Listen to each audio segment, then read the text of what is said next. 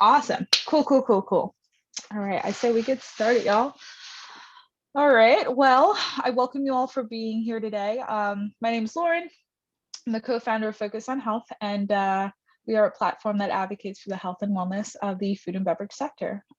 So for this month's initiative that we have going on, Fill in the Gaps, we're really discussing those missing gaps in history and those stories that are often untold in regards to African American achievements and contributions. And we also want to acknowledge and ensure that we're vocalizing that we cannot fully understand American history without also discussing the struggle for equality that is closely associated with it in regards to this community. So, having said that, today's discussion really revolves around creating equitable spaces and the opportunities that are associated with those spaces.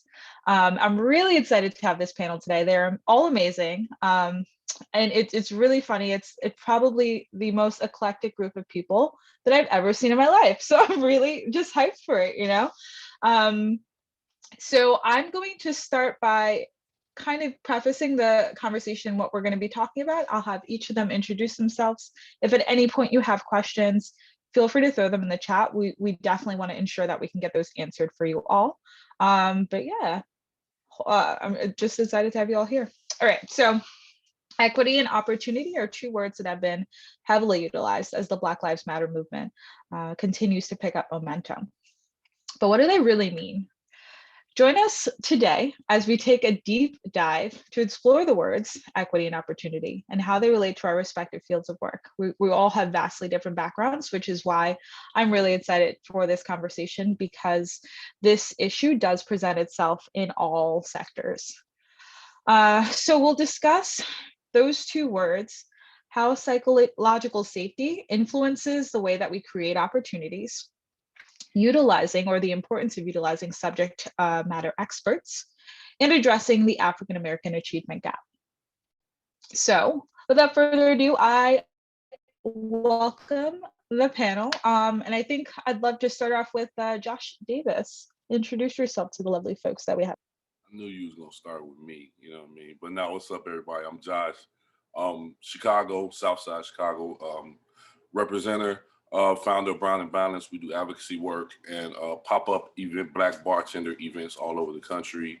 I've been in the bar game now 16 years, and I'm really excited for this today. So I'm really loving to hear other perspectives on how we can help and how we can, like Lauren said, have equity and inclusion all over the place. And I'm gonna get out the way because I hate going first all the time. So I'm gonna let y'all go ahead, get busy. And I definitely want to meet everybody who I haven't met before. Awesome, thank you. Joey, would you like to introduce yourself? Absolutely. Hi, everyone. My name is Joey Otang. I use he, him pronouns. I am a social justice educator, a blogger, a photographer, and I'm in my second year of law school at The Ohio State University Morris College of Law. So I'm bringing all academia and all the fun stuff. Glad and grateful to be here, looking to connecting with you all, and I'm grateful for the opportunity. Yeah. Joey, I'm a Michigan fan, man. So, you said Ohio State, brother. We was cool, right? Until that moment, though. I mean, if we got to fight, we got to fight. Let's go. Hey, this is supposed to be equitable and, come on, y'all. All right. Miss Mia Love, would you like to introduce yourself? As soon as I can find the mute button, absolutely. A lot of you know me as the Good Credit Diva. Just changed my brand to Real Freedom with Love, just realizing that 360 degrees of wellness is what's required for you to be your whole self. So that is financial wealth as well as physical, mental, and spiritual wealth. So I'm here and happy to be a part of the panel. In the daytime, I play around on a college campus out here on the West Coast. And in my free time, I try to bring people wellness through Reiki and all things financial. Yes, I am here for it. If y'all have not heard of Mia, definitely check her out. She's doing great things. All right, Miss Simone. Me too, Mia. I have to find the mute button. Hey, y'all. How are you? My name is Simone. I am a Reiki instructor, Reiki healer, yoga instructor, holistic health and wellness advocate, lover of all things beautiful, and super, super happy to be here with y'all. Just to offer, alongside of Mia, apparently just an energetic, very spiritual approach to this conversation. And super excited to hear, obviously, the other opinions from different people in different, areas of work. And yeah, thanks for having me. Beautiful. And then last but not least, Andrea. Hello, everyone. Thank you so much, Lauren and Focus on Health, for having me. My name is Andrea Merriweather. I'm from Louisville, Kentucky. I'm the founder of Farm Distilled at Historical Locust Grove, and we are putting together a historical trade application program that converts to an incubator to put more diverse food and beverage creators in the space of equity. By day, I'm the director of brand strategy and innovation for TKT and Associates, and we are helping global brands really reimagine DEI from a strategic long-term approach so that they're really invested totally in community change from beginning to end. Yes, I see everyone nodding their head. Every time you talk, girl, every time. You just move a room. I love it. I love it. So thank you for being here. Okay, so I want to definitely dive a little deeper into these two words, equity and opportunity, because they have been used so much over the last year. I mean, I think those two words and pivot are probably real played out by now, right? So interestingly enough, when we Google these words, we get pretty undetailed descriptions of what they mean. So I'm going to give you that description of them. So when I Googled equity, this is what came up: the quality of being fair and impartial, which we know there's way more that goes into it, right?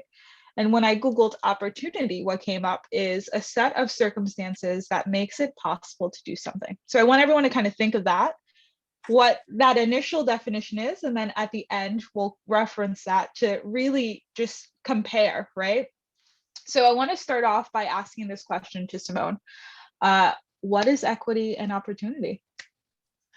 Well, thank you for defining. I too am a woman of words. And so I kind of did some digging myself. I think I was trying to find like the perfect definition, the one that really related to me. I think, as we know, even when we're speaking, which is a huge part of equity and equality in general, having inclusive speech. And so the one that I found, the definition was justice according to natural law or right, specifically freedom from bias or favoritism, even-handed and objective. So that to me meant more of what feels home, what feels like equity to me, what I'm striving for in the work that I do, the work that we all do. And defining it, I think, as when we define the words that we're so conditioned to use, you will find even the unequity or inequity, in the words, the inequalities in even the words, and how they are applied, in a general sense. And so I think that was, for me, a really big opening to, and so thank you for asking that question. Same thing with opportunity. The definition is a favorable juncture of circumstances, a good chance for advancement or progress. And even that, words like chance, words like break or opening shot, that even to me felt limiting, like as if we're just waiting for this one chance, this one shot, this one opening, this one sliver of hope. And I think that speaks to, what our ancestral line has been brought up in, and then of course now here in the present. And I think what we can really attune ourselves to as we move forward. So. Yeah. It's really interesting that you say that, because I think sometimes when we're looking at these words, it's a lot easier to think of what they aren't versus what they are. Mm-hmm. And it just puts things into perspective. It's kind of like when you're looking for a job and you're not really sure, hey, I don't know if this job is for me. It's much easier sometimes to be like, this is not the job for me. So right. I think when we can change our perspective and look at it that way, it can also assist in helping us with a bit of understanding, right? Sure. No, that's awesome. Joey, I'm interested in how this resonates with you, or how you define this, because I imagine as a law student, there are a lot of things that correspond and tie into this. And then obviously what you do in your day-to-day and what you practice. I wonder, is there crossover? Is there like some contradicting things that occur there?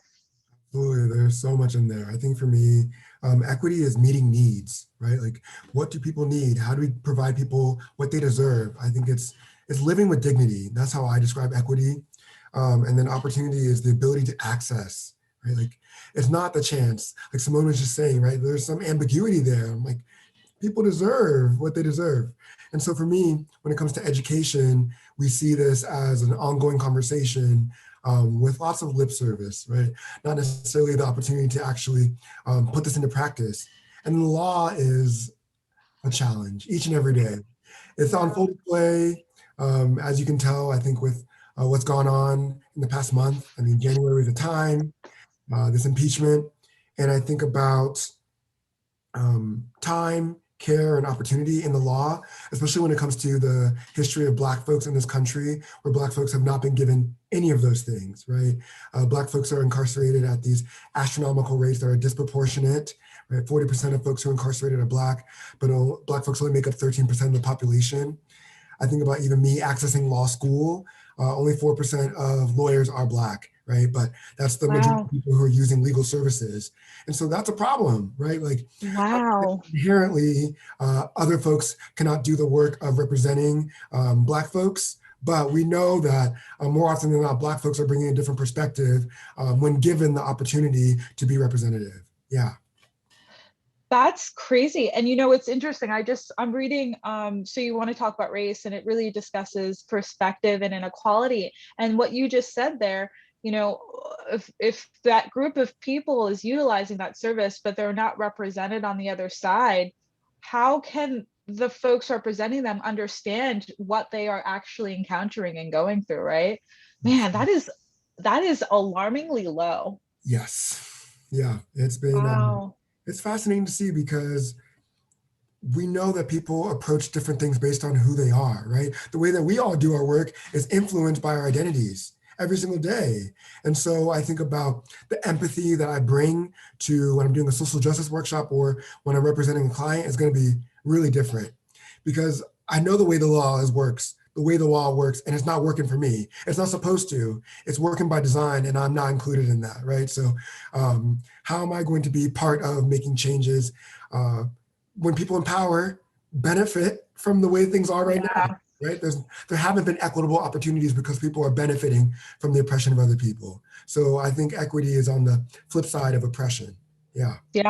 Yeah, that's powerful. That is very powerful. And if y'all have not read So You Want to Talk About Race, highly recommend it. Kim has been to our book club, so we're learning a lot together. It's been really great. Mia, this actually brings me to you, because I know one of the things that you primarily do is advocate for financial education, which is specifically with that group, like African Americans, at least in my in my small circle, is not something that we're taught, right? It's not something that we have a lot of knowledge in. So I'd love to hear how this presents itself in regards to that. I mean, it's just like you said, we were not taught financial literacy in school. So we're literally running to catch up with things that should have been part of our, primary upbringing. Even when you advance from, schooling, and I see this with professional athletes and other folks like that I work with, that are dropped into a situation where they automatically have this large sum of money, but we haven't filled in that gap of that lack of knowledge about how to manage your finances, right?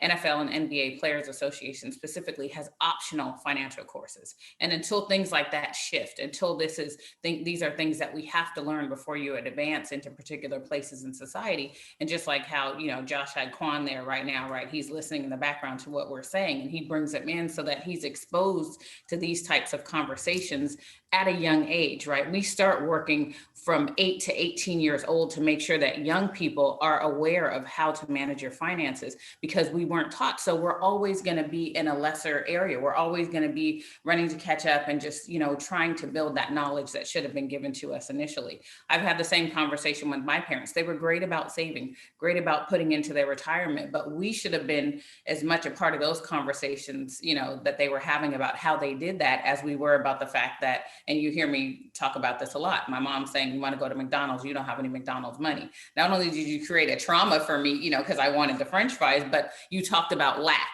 So for me, I thought, okay, we don't have McDonald's money. Now I have this thing in my head that as soon as I get the money, I feel like I should be able to buy what I want because I didn't have it when I was a kid. If you broaden the conversation to say, here's why we're not doing this. One, not just because we have food at home, not because I said so, because this is not where we should be spending our money, because we're putting it away so that when we retire, we can live a comfortable life and you don't have to take care of us. So just closing that gap, it really makes a big difference. Yeah, and I know in many ways, our strong Black mothers or mother figures often did that. And it was really just I'm doing this in their minds, right? I'm doing this because it's the best for you. And I don't feel that I have to explain it to you, not realizing the detrimental effects of not providing us with that insight and that input, right? So yeah, changing that wave now is so important. So I appreciate that perspective. Andrea, I want to chat with you about this, especially being in a position where you're educating business owners in a space where African Americans in particular often run businesses, own businesses, and then unfortunately the statistics show that they are not successful, right? So what you're doing is creating space and creating a platform and having a discussion about, these are the things you need to take into consideration. These are the tools that you need to be successful, which is so important. So talk to us about that. How does this present itself in that? Absolutely. I think that, for me, especially working more in the corporate space, so the B2B, it's about making sure that equity does its due diligence, advancement, accessibility. What good is the opportunity or the access to the platform if I can't pivot to equity, pipeline to equity? It's a loss for both ends. Especially in that corporate to consumer to talent to small business space. Everyone's goals should be strategically aligning. Everyone's objectives should be meeting. And if we don't work to remove the barriers and address that they have existed historically and what the remnants of that have been, how will we ever really achieve equity? Sorry, I couldn't find my unmute button. Yes, that is a very, very, very solid point. And it's definitely one to consider and to think about, when we're having these discussions. All right, Josh, I would love to hear, obviously with the work that you do on a day-to-day, you are all about ensuring that we're creating a space for those people who, look like us, and it's important. So I'd love to hear your perspective about equity and opportunity. So for me, equity opportunity is a little different for me. I feel like equity is ownership, right? And we need to have our own stake in the ground, and we need to have our own foundation. And instead of having to always go and deal with the establishment, quote unquote, let's, like the title, of this, if we don't heal the hood. So instead of going to try to deal with the establishment, we need to put our own stake in the ground in our own neighborhoods and create equity for ourselves and circulate our dollar in our neighborhoods. For what we do, for example, like when we think cocktail bars, we always think white.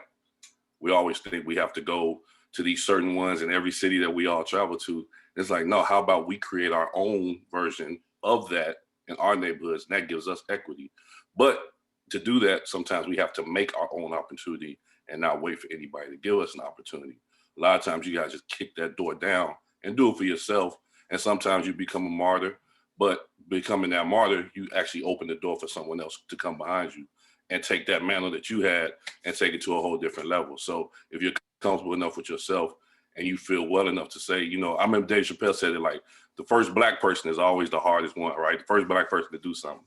So sometimes if you're okay and you're confident enough in yourself to be that first Black person to kind of change the game, quote unquote, then you make it easier for the next person to come behind you, and you create that equity so that we can pass it along, generation to generation. Yeah, I think another thing that's important, gosh, I'm thinking about this book So good. So you want to talk about race, and everything y'all are saying, I'm like, oh man, I remember that chapter. Oh man, I remember that paragraph. She talks about privilege and privilege within our own communities as well. So really just leaning into, I'm creating equitable spaces, or I'm saying I am, right? But if I look full picture around me, all of the people around me have college degrees. All the people around me work in elite cocktail bars. All of the people around me can afford to go to these art conventions and to buy pieces of art. So when I'm talking about creating equitable spaces, am I also looking at those folks who do not necessarily have access to education, who do not have the ability to purchase drinks at these fancy craft cocktail bars? So we really need to ensure that we're not just considering the people who look like us or act like us, but also those who are still African American or Black American, and have their own struggles in regards to what it is that we're discussing. Which actually brings me into my next point. I want to really discuss this idea of psychological safety. I feel that it's something that is becoming a lot more relevant, which is great because it's so important to discuss. But I'll start off by explaining what it is for those who may not know. So a team feels psychologically safe to its members when they share their belief that within the team, they will not be exposed to interpersonal or social threats to their self or identity, their status or standing, and to their career or employment. When engaging in learning behaviors such as asking for help, seeking feedback, admitting errors or lack of knowledge, trying something new, or voicing work-related dissenting views, right? What part do you all believe psychological safety and communication play in creating opportunities? And this is a really important question because if we consider and think about being in a position where we are afraid to voice up our opinions or speak up, that does proportionally affect our performance. Absolutely, right? I'd love to start with Josh, actually, in regards to this. I mean, that's tough. Like you said, I don't, I've never been in a position where I've been afraid to speak up. Like, I say whatever I want, however I want. And but that also comes with, having that like I always preach confidence. Like you gotta have that confidence in yourself to be able to understand and For recognize. sure. Like if you're gonna step into them shoes, you gotta be ready for what comes back, to you, and you gotta be ready to, to take that on. So, I mean, I feel like that's super important. I don't think I'm the right person to kind It's of totally speak on fine. that. That's why we have like because all of these I mean, opinions. me, I just, I've literally never, just the way I was brought up and the way that my dad, my uncles, and my older brothers and them raised me was like, you always step up and stand up and That's say what amazing. you want. You know what I mean? So it's something that's just been ingrained inside of me that I put inside my two boys, and make sure they understand how important it is to stand up and take that on for themselves. So I might not be the right. No, that's the perspective that is important to have. So I appreciate you sharing. Joey, I think I saw you raise your hand. Absolutely, yeah. So much to say.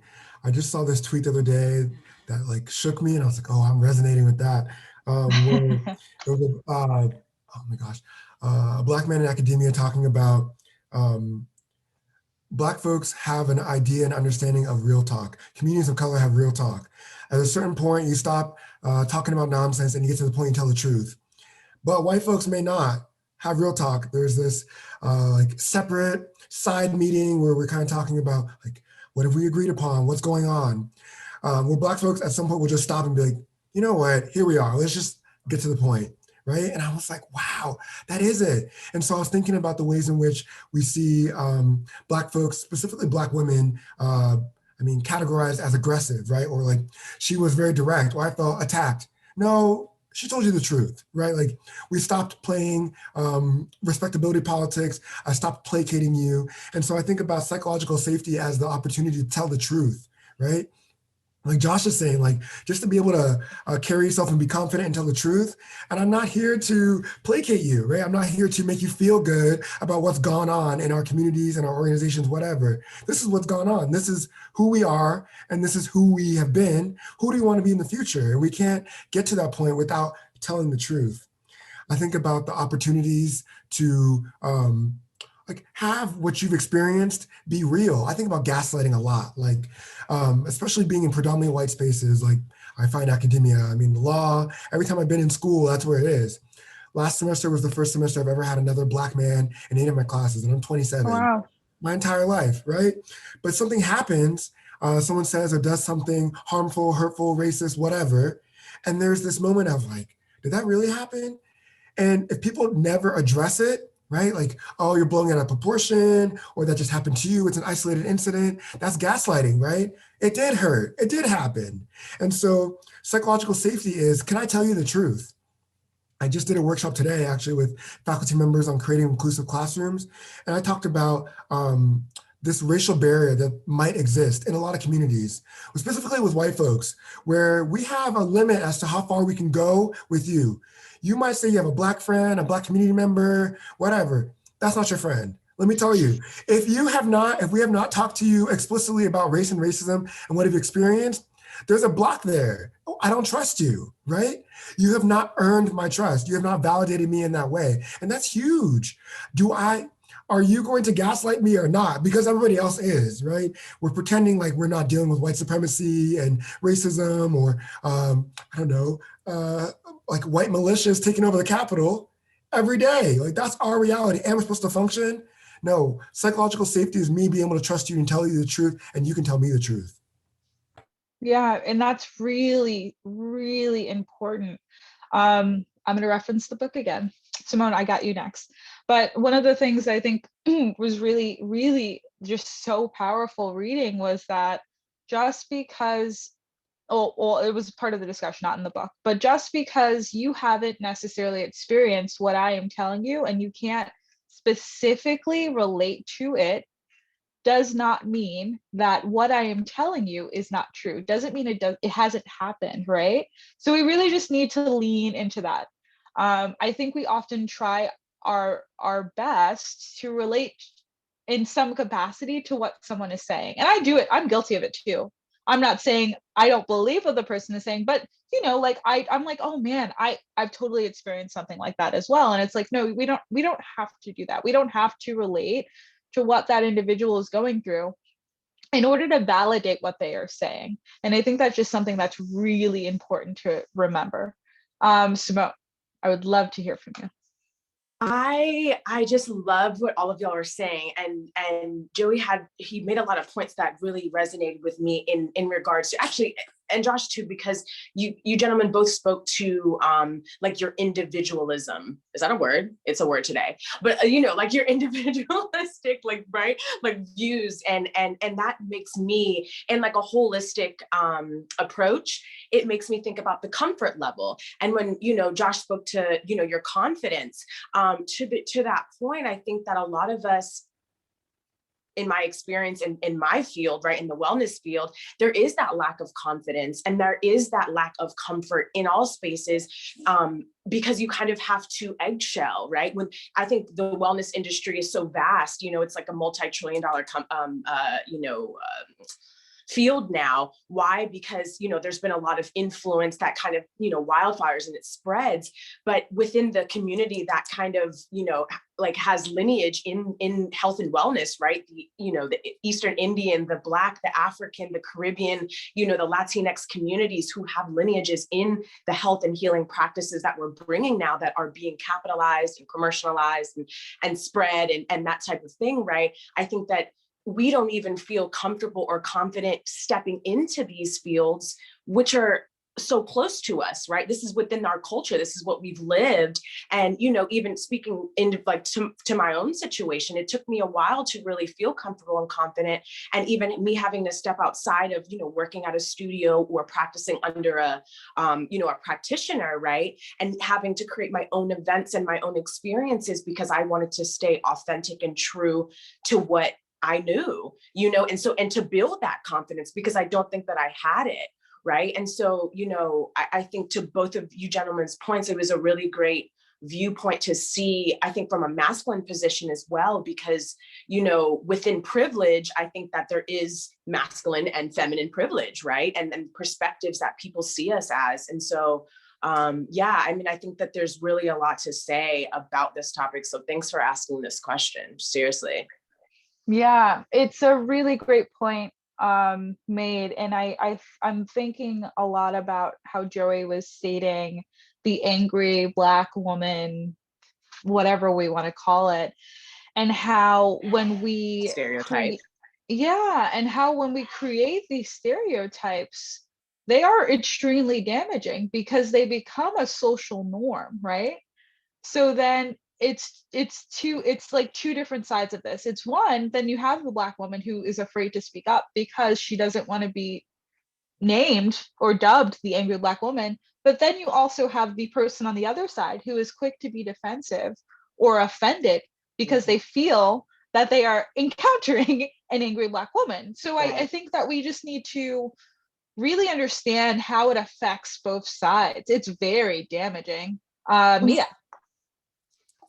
So, yeah, I mean, I can go so many different ways with this, but I'm just going to say something very quickly. This Zoom background is my Zoom background when I'm at work. Okay, I work at Stanford University. Someone asked me if this was my Black history background, and I was like, I'm Black every single day. So this is my background every single day. I change it all the time. I had Martin Luther King on there last month, you know, and I always have a background that's a statement, right? And so this is that, like you said, that psychological safety, because a lot of times people say, oh, well, you know, you're so direct, you're so aggressive. And like Joey said, when we're in a meeting and you ask me a question, I'm going to answer the question.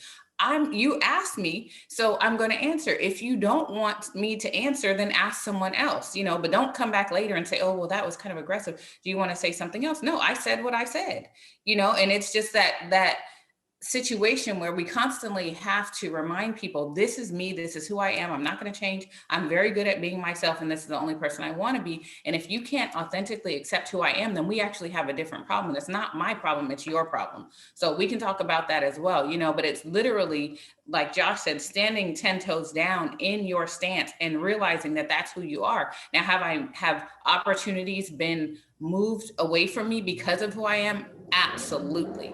I'm dealing with the situation right now where they're trying to actually dissolve the role that I'm in and put me in a role so they can fit me in a box because I'm the only person with my role. So they want me to be a part of a team because they realize that this autonomy that they've given me has, you know, like that line in Malcolm X, you have too much power, right? That's kind of how they're starting to feel. So, but I am authentically myself. I can't be anybody else, right? Like you said, authenticity is key. That's who I am. And so I'm willing to deal with, and I don't even want to call it the consequences, the reality of how my institution looks at me, but because that's who I am and I'm not going to change. And if that's the way that it is, that's the way that God, universe, and spirit meant it to be for me so that I can move authentically who I am. Because I will sit on a meeting like this, like, you know, so this is who I may need a little, you know, clear quartz to hold in my hand while you're talking. I may go get some sage and twirl it in my hand while we're on a meeting because that's what I need. That's my psychological safety and here to deal with everything that's going on in the space. I think that's so important and powerful. And, you know, it reminds me of when I was first starting Focus on Health. And I was in a position where I didn't know how much money to pitch for brands. I didn't know what the standard was for XYZ, but it wasn't even about that. It's like, look at what you're providing as a service and understand that it doesn't matter if it's a Black business or a white business. You should be appropriately compensated for the work that you're doing. And I got sunk into this hole because I was afraid to ask for XYZ amount of money because I thought it was too much, right? And actually I want to shout out Robin Nance because she really was very helpful in that regard. Like, don't be afraid to ask for what you deserve. You know what I mean? And it's unfortunate that we have to feel that way. Exactly. It is always a no if you don't ask. Always a no. So yeah, it's really, I just want to say it's so powerful to have conversations like this and to you know, be able to discuss this with like-minded individuals because these are such uncomfortable conversations to have if we make them uncomfortable. They don't have to be uncomfortable conversations. All right, Andrea. So for me with psychological safety, when I was putting together the programming for Farm Distilled, I wanted to first put myself through the experience that I was creating for these students. So I spent some time with the Slave Dwelling Project and these historical sites that I identified across the US. I slept there. I slept where creators of African descent that would have worked in the spirits, just like where they slept. And we slept in barns, we slept in hearth kitchens. We went through historical accounts and records, bringing bartenders with me to help me archive a lot of these records in these historical spaces, because I really wanted them to not just have this tailor-made feeling. Like, there was real emotion in the things that we were discovering. And I wanted to make sure that I wasn't making their vulnerabilities susceptible to something outside of their comfort that we would not be able to have on the other end to be able to manage and help them walk through. I mean, how would you feel if you were reading records of, you know, someone that was your age at some point that would have been forced to work in a field or do this type of labor unpaid, you know, and how would that change how you feel about workforce going forward and your talent and your contributions? So I wanted to be very mindful as I was developing programming to make sure that we had structured vulnerability and that we were addressing that there would be some psychological impact, but that we would be coaching them through that to make sure that they use that to fuel their innovation for the products and the projects that they create after that experience. That's amazing. And you see, it's little things like, it's so funny because I feel that sometimes when we have these discussions or even look at these things full picture, it just takes someone stating it to make it a more tangible thing. And it's such a funny concept to put my mind around. I'm like, you know, just hearing you say that, I'm like, yeah, that makes so much sense. Why are we not providing them with the tools to set them up for success? Because these things are going to happen. They're kind of inevitable, right? So let's prepare them and let's coach them. And this actually is a great segue into my next question. So I want to talk to you all about the achievement gap and ways in which we can address it. And so I'm kind of going to merge my last two questions together. I want to end this part of the discussion by stating this. So knowledge is power, but shared knowledge is far more powerful. What are some ways that you all continue to facilitate growth and healing in your respective field of work? So I think what I'm trying to really address here is the power that exists in utilizing subject matter experts, and also ensuring that we're placing ourselves in a position where we are continuing to empower others, as well as, how do I want to word this? We're empowering others, but we're also, man, I'm like blanking on words. We're placing ourselves in a position where we can put two heads together to form one really solid thing, right? So for instance, I look at Josh and what he's doing with Brown and Balance, and we combine together to throw our launch party for this initiative. I realize what his strengths are. I acknowledge who his community is, and I see, you know, what we're doing might be very helpful. So just want to kind of chat about that. What's up, Josh? Talk to me. Yeah, no, I was gonna say, like, for the achievement and all that, I think like what we do with Brown and Balance, everything's about collaborative effort. Yeah. And working together. Ever since we were taken and brought over to this country that we're in now, you know, we've always been split up. It was house niggas and it was field niggas. I mean, some people don't like the lingo, but it is what it is, right? So it's always been a split and it's always been a divide. And we've always been pitted against each other, right? So we've always had like jealousy and envy and all these different feelings toward each other because somebody's getting treated better than the other because of where they sit at with massa. And, you know, in some sense, in our industries, it's the same thing, especially in what we do. You know, I always liken our industry to comedy. I know I've said this on other chats before, but it's the truth. If you look back, early 2000s, Mike Epps was the man. He was in movies. He was doing stand-ups. He was all over the world. He was that dude, right? Then all of a sudden, Cat Williams came on the scene. And what did everybody do? They pushed Mike Epps to the side. Cat was the hot dude in the world. I almost forgot where I was at, my bad. Cat was the hot dude in the world, right? Then Cat got hot, then Kevin Hart comes on the scene. Push Cat to the side. Kevin Hart placates to the establishment a little bit more than Cat would. So he's the golden child now. And so it's always one at a time. And what I wanted to start when we did Brown and Balance and I created was like, we don't need one at a time, because in our industry, a lot of Black bartenders, it will be one at a time. Everybody knew Tiffany, everybody knew me, everybody knew Aaron Joseph, everybody knew certain, all these other people, and we all got one opportunity each. So we need to figure out a way to bring everyone together, put everybody on the platform together, because like you said, two heads are always better than one. Even if we don't get along, even if we don't like each other, that's okay. But we need to understand what our goal is, get to our goal, and do what we need to do, and then we'll work out the other stuff amongst each other. So I think it's super, super important for collaborative coming together, things like this. Andrea has a really dope program that she's doing in Louisville. Try to support that. Just Mia has her thing in Oakland. We all just need to figure out ways to just come together, push our egos to the side, and understand that, if we're together, we can take over and we can really push our culture forward instead of us trying to do it all individually. I'm really happy that you found the words that I was lacking in that moment. I was like, what is going on, girl? Exactly. So I think being collaborative in those instances, in those moments, really putting the ego to the side, because I understand wanting to rise to fame, whatever that looks like for each person. We can do so much work and such better work when we work together, truly. I really, really, truly believe that. Were there any other comments in regards to that? I had a comment, and it's literally just echoing what Josh said, but the way that we do things with Real Freedom with Love, I can't be everywhere to help everybody. So I'm so excited to have a partner like Simone, who's also in this space of wellness and healing, because there are going to be times that you need to be able to reach out to other individuals.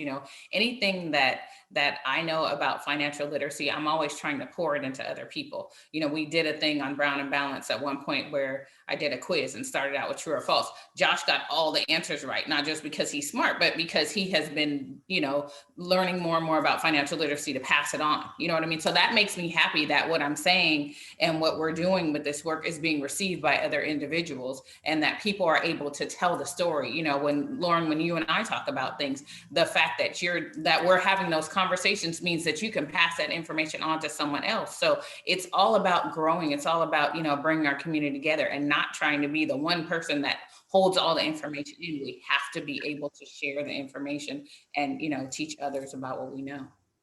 I think that's so important, and honestly really makes me think of something else. In order to ensure we're not repeating history, we also need to ensure we are crediting people for their work. And that even goes with social media. How often do we repost something and not, tag the person? Truly, I know it sounds silly, but if you think about history, specifically with the food and beverage sector, the Cato Alexander, John Dabney, all of those stories were lost. And we just recently discovered them. If we don't credit those individuals, even presently, who are doing the work, the cycle will continue, and we don't want that to happen. So just take that into consideration, because I think it's really important. Anyone else have comments in regard to this? Yeah. Well, I'll say some things. I think about addressing the achievement gaps in so many worlds, comes from mentorship. Right? Like having sustained engagement with people. And I think mentorship is supposed to go both ways. Like both people should be changed by your relationship. It's not just, I'm the person who knows, but I'm going to teach you and give you that information. I think about teaching people so they don't need us, right? Like we want people to thrive and live in abundance. Like replace me, be better. Something I get to do through my time in law school is there's 3 Black men in my class. There's 12 Black women. Cool. The class after me, there's 29. So I'm like, this year I'm doing admissions, and I'm like, cool. Applying to law school took so much time. It was expensive. And I found all these free resources. Great. Here's the LSAT book. Let me edit your personal statement. Here's how you can get vouchers to apply for free. Like that is the goal. Let me do the work and let me just give it to you and then help you along the way. So it's easier for you. So more people can come instead of I got in, I'm going to gatekeep and no one else can come. I want to be like Josh was talking about, that magical Negro is true. Like I will say, from being in predominantly white spaces, you can tell other Black folks who've always been with other white folks where they get threatened by, there's another one. I'm like, That's not how that's supposed to work. I'm like, I should see you and be like, hey, let's go together. Like that should be, I'm like, I should feel safe, not we're competition, because everyone else gets to be here in abundance. What about us? And so I think about achievement as providing affirmation and empowerment, and then showing the way so you can replace yourself. Yeah, no, I think that's solid. So I want to read a quote and then we can talk more about the achievement gap, because I think it'll help everyone kind of just let it sit in your mind. So it's a quote I pulled from the internet, but my mother, who had less than 2 years of formal education, once asked me what I do for a living. I told her I incorporate a rich diversity of experiences for kids into educational settings. She said, why? That's just common sense. They pay you for that? Common sense, and still it's an uncommon practice among many. So I've read this and my mind was like, it's crazy. Yeah, something that should be just happening isn't, right? I think we often get sunk into this hole where we're selfish, and some, so I really don't believe that people are doing this maliciously or to cause harm, but we do need to consider how our actions affect other people, how our advantages are disadvantages for other people. Because it can be very harmful if we just get deep into that tunnel and don't acknowledge how those factors affect others around us. Simone, I know you want to chat, so let's do it. Yeah, I just kind of wanted to, y'all, this is such a great conversation. And I'm like over here like, yes, me too. So the point that I think that everyone is speaking to as well is, and I'm gonna get a little deep, right, is when you look at, like your ancestors, right, and you look at what you've been passed down on and what you've learned and what you've, accumulated through influence and experience and things, you realize, I think, especially now that you are your self-worth, right? You feel that, you realize your value as a human and then your value within your community. And I think looking at your community and looking at the fact that we as humans are not supposed to be isolated. We are, born into community. You remember it used to be like, it takes a village to raise your child, all of these practices and things that we, like you said, got lost and kind of forgotten. These are the things that fuel us. And, I think that when we think about ourselves as, like, all of us here today are ancestors for the next, large generation of people. And that's a really humbling, a very grounding thought to me, because when you think about, I'm not just thinking about myself and the betterment of myself and the betterment of my community. I'm thinking so much bigger than that. And I'm thinking about the next 100 years, so when you're speaking to doing things for your planet, doing things for your health, doing things for your family, generating this holistic approach, from children to know and see all of these things, you have to think about the impact that you have so much farther. And I think that even just empowers you to do better for yourself now. So definitely that. Yeah. Yeah, I think that's a really beautiful way to put it, for sure. And I think that that comes with time, because I'm recalling and reflecting on my own experience, and it wasn't until my early 20s where I was able to do that. I was able to focus less on myself, or rather, I was able to focus on others and myself in conjunction. You know what I mean? In tandem. So yeah, I think it's a really important thing to consider. It's really, really, really important. You have to see yourself as, you putting into yourself is community care. Exactly. Yeah. And it also acts, it kind of occurs very naturally. Once you're centered and you're really truly doing the work that I believe you're meant to do, that desire to give back it just comes. Yeah.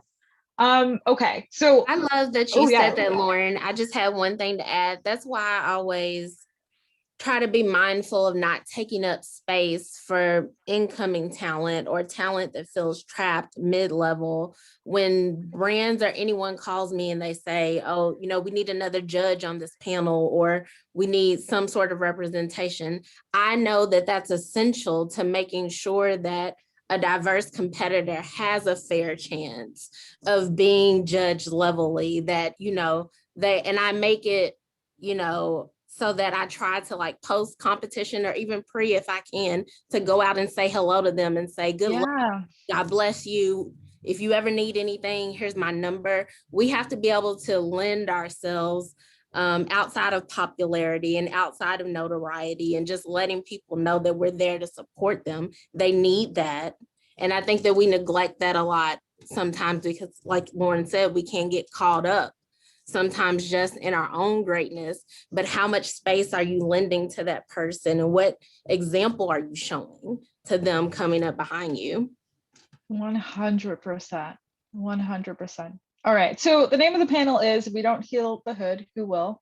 Thanks to Mia Love. That's the best title I've ever heard. I had to take it for myself. So I want to ask you that question: if we don't heal the hood, who will? And what's your call to action? What is one thing, or maybe a couple of things you want to leave people with to reflect on or to think about, and maybe something to implement this within their own respective communities? Who would like to start?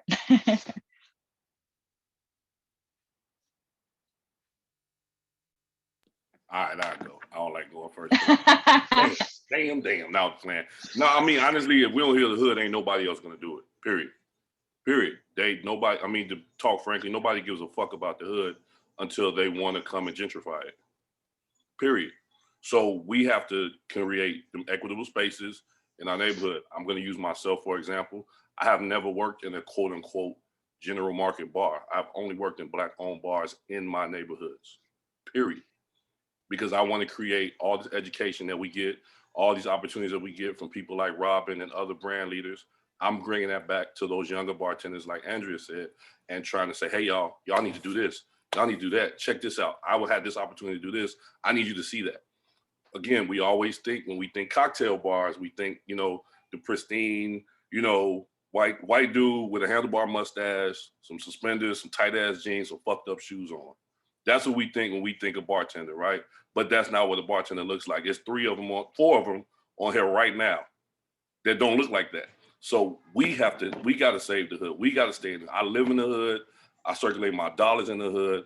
I spend money in Black owned businesses, and I only work and support other Black owned bars much more heavier than I would support a quote unquote general market bar. You know what I mean? Because that's the only way we're going to be able to advance, step our game up. People complain about Black customer service and Black bars and all this other stuff. But if you're not doing nothing to try to help those bars, then shut the fuck up. Period. I mean, yeah. There's these negative stigmas often associated with the Black experience being lesser.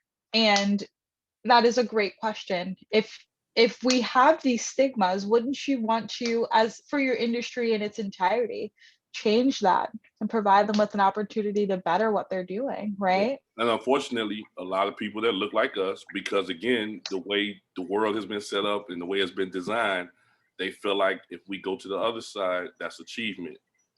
But I feel like it's a bigger achievement to take care of our people and make sure. Oh, for sure. To kind of even the playing field. It'll never be even, right? We know this already. So since we know that, why would I run to the other side to gain acceptance from them when you're just either going to be the token, you know what I mean, one, or you're just going to be just the nigga in there that they just going to let you just, you're only going to do so much, but they're never going to let you really, really achieve and beat and show your greatness that you can. When you can stay in your neighborhood and try to really build your neighborhood and become great there and inspire the next generation. You know what I mean? Like, I'm working with my boy Jeff Beckham here in Chicago to show young Black boys, hey, you can jump into hospitality. You don't gotta be a rapper or a hooper. You know what I mean? Hospitality is a great career. Don't think of it as just being a club bartender and just, doing that for 10, 15 years and moving on to something else. You can actually move on and you can do a lot of different things here in this industry and really, really, be able to support yourself, your family. You could change your whole trajectory. You know what I mean? Just jumping into hospitality. So that's something we're giving back to do.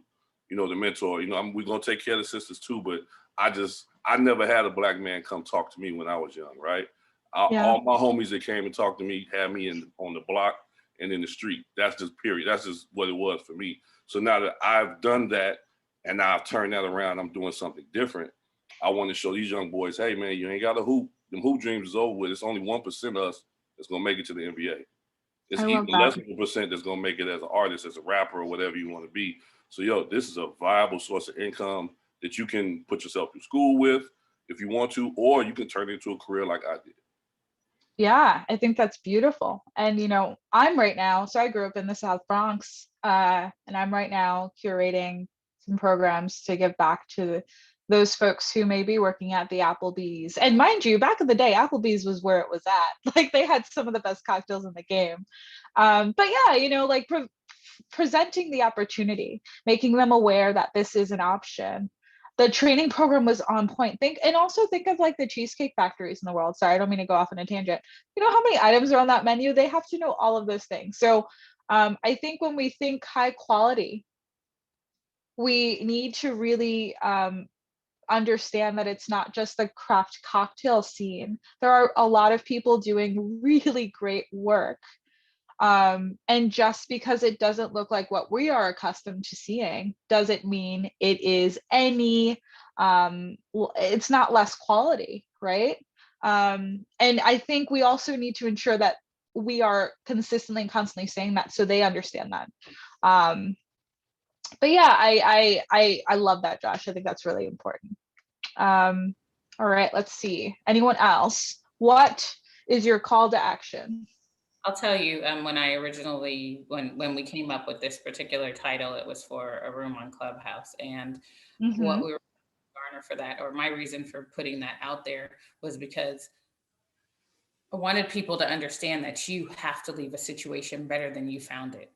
If we don't leave it better than we found it, we are doing it a disservice. I'm at the end of my corporate career, so my job is to make sure that I am literally trailblazing a way for when Joey comes through higher education, right? Having had the opportunity to get all these degrees, you know, law school, all that kind of stuff. And I feel what you're saying. I you know, resonate with that so much.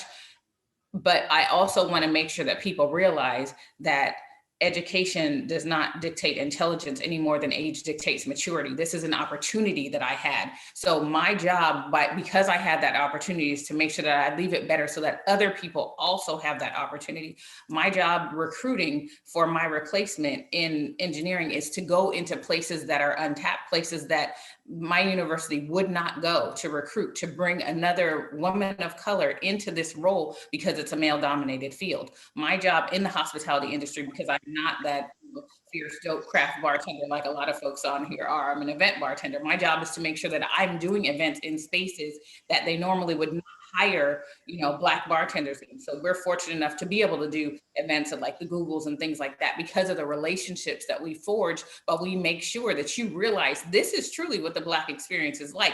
Don't get it twisted. We don't show up late. We don't half-ass it when we get here. We are putting on a dope, fierce event. And that's because I can reach into this community that I have here and call people and be like, hey, Josh, you need to jump on a flight and come out here. We're doing this event. You know what I mean? And that's the way that we do that. That's how we leave things better than we found it. Now, because my expertise is in, you know, health and wellness and things like that, I also need to come back and leave this hospitality community that I love so much in a better place than they were because of what we were not taught. So Reiki, we're going to talk about Reiki. We're going to talk about finances. We're going to talk about credit. We're going to talk about cash. We're going to talk about money. We're going to talk about all that stuff. And that trust factor that they've given me because they know me as a person, I need to leave this community better than I found it. So that's what I mean by if we don't heal the hood, who will?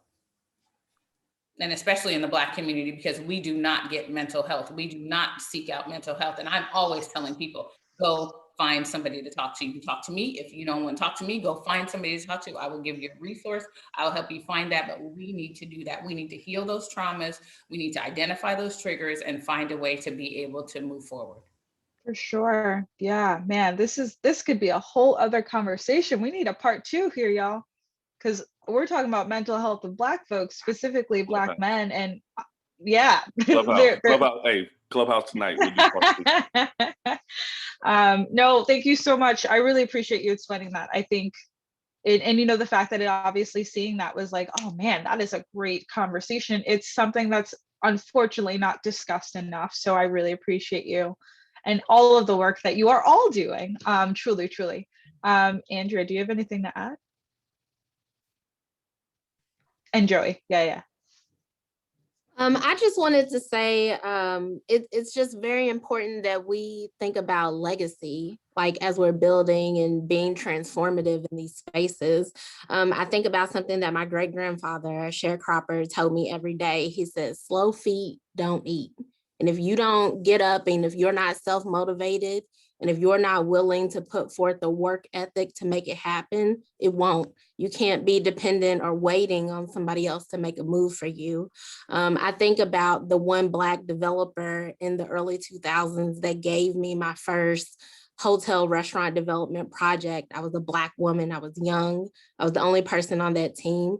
Had he not given me that opportunity, but I was hungry, I was actively searching for an opportunity on a project to make my mark. And he opened that door for me, but I had to get in there and do the work. So the legacy that I can leave behind for people is work ethic and where that can get you if you are hungry. You can get out here and have your own, you can make your own mark.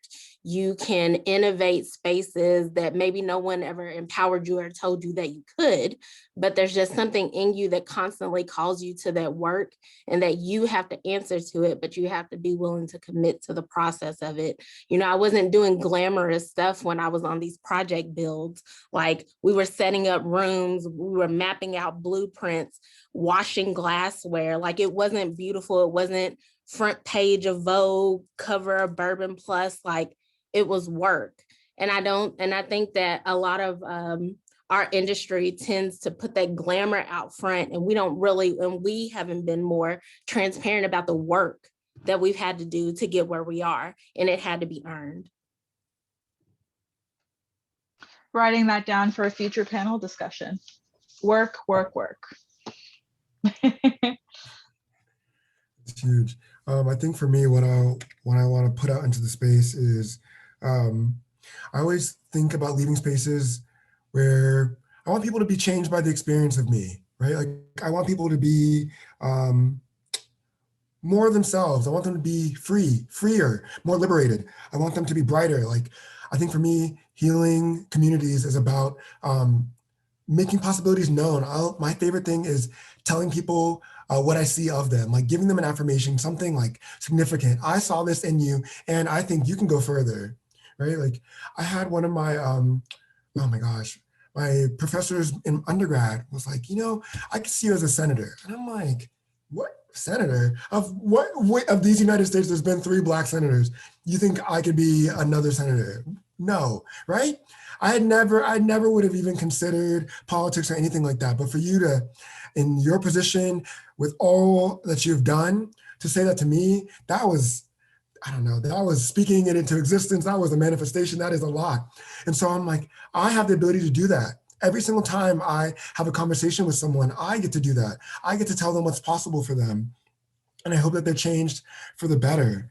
And so I think about how do we create relationships of longevity, right? We don't just come in and do, but we create sustainable relationships where people can, we can all reciprocate and be changed for the better by that experience of how we're connected. Like I know you, and so I can put you on. I can move you forward. I can advance you. I can advocate for you. Every single time like Andrea said, there's an opportunity, I get to move out of the way and bring you in. I think that's what we do. We turn around, right?